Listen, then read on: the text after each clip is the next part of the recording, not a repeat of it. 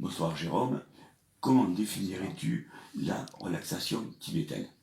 Alors, la relaxation tibétaine, comme définition, c'est quelque chose qui est un art, une technique de bien-être pour détendre l'esprit, relâcher, voir les tensions à l'intérieur de soi, les pensées qui pourraient se transformer en émotions jusqu'à devenir des actes, mais qui pourraient nuire à notre propre personne et aux autres. Donc, c'est l'art de percevoir ce qui s'élève en nous, de le lâcher pour retrouver un état de bien-être dans le quotidien, dans tous les moments de la journée.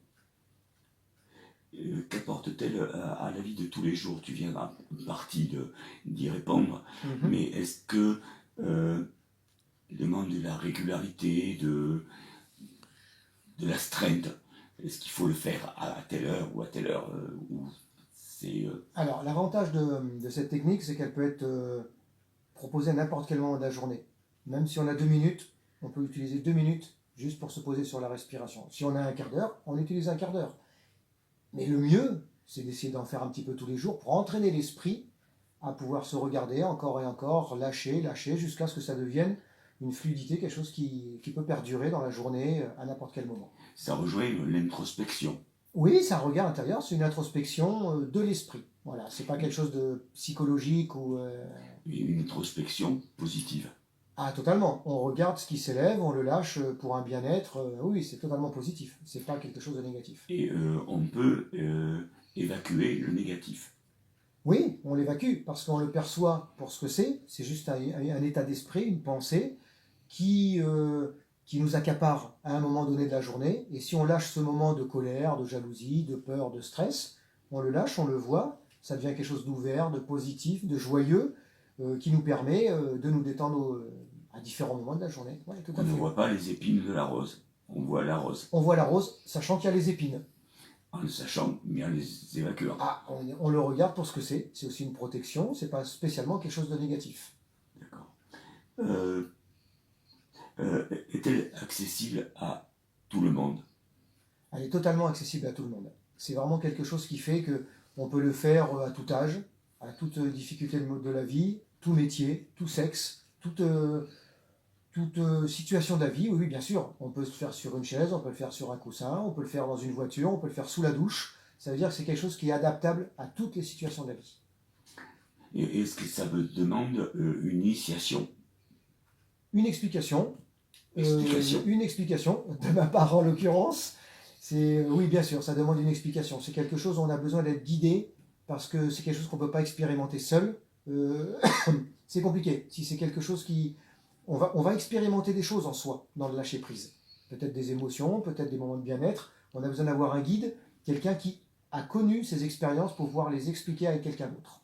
Donc tu as prononcé une phrase qui m'intéresse, c'est le lâcher-prise. Et non pas le jouement foutiste.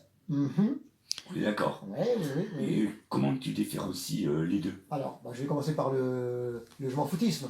Le je m'en foutisme, c'est regarder ailleurs ce qui se passe en soi et le mettre de côté. On ne peut pas travailler dessus, on ne peut pas lâcher.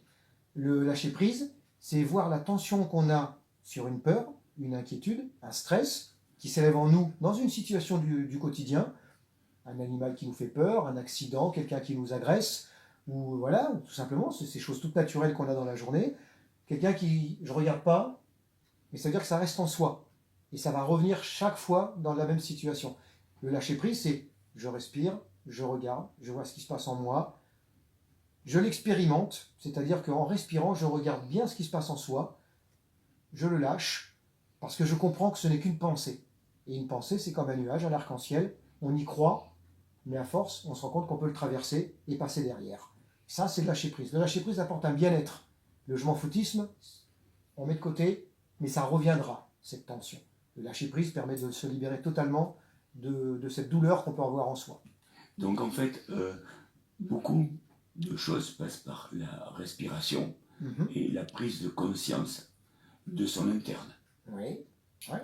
Et donc, si l'individu lambda prend conscience de lui, il peut progresser.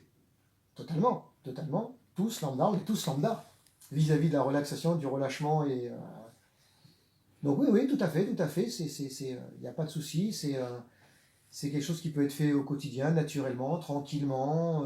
On lâche prise, on respire.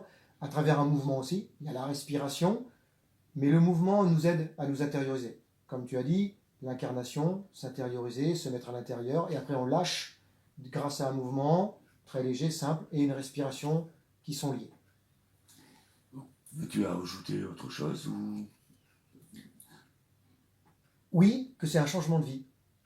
Ce n'est pas juste un yoga ordinaire, on détend un muscle, une articulation, on a fait une heure de sport. C'est un changement de vie sur notre rapport aux autres et notre rapport à nous-mêmes. Ouais, c'est totalement une vraie transformation de l'être, de soi. Donc on va conclure en disant connais-toi toi-même et tu connaîtras l'univers. Exactement. Du plus petit au plus grand, c'est la même chose.